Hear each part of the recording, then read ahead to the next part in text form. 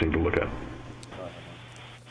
So in fairness, if the government's motivation for introducing the middle-class tax cut is, one, to deal with income inequality, and two, to spur on growth of the economy, on both of those fundamental promises, this in my opinion, this act fails.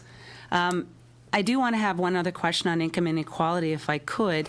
I understand, Mr. Zorn, you may have expertise with respect to guaranteed annual incomes, or you have some knowledge of guaranteed annual income and fairness. Minimum guarantee, yes. Oui. I'm wondering if you could talk a little bit about this. This committee wanted to study the topic of guaranteed annual income and whether or not you think that's an appropriate thing for us to go down the path of.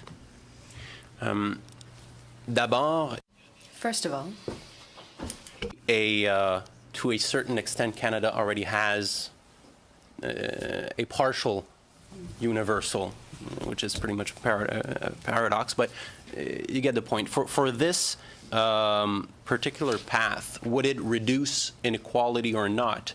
Would it be a good thing for the low-income earners?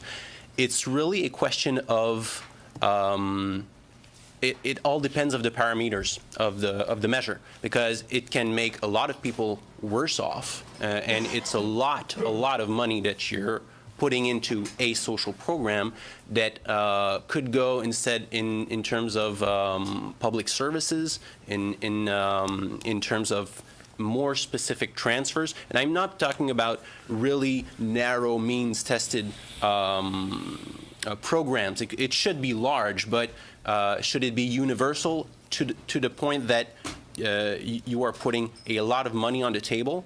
And the fact that seniors have, some of them have right now $16,000 per year in transfers, does that mean that if you don't want to have anybody worse off, you have to give everybody $16,000, or else you adapt it a little bit to the needs of the people? So to answer your question, it all depends on the parameters. So that is a question that's that has no easy answer. Okay, thank you. Thank you. Thank you.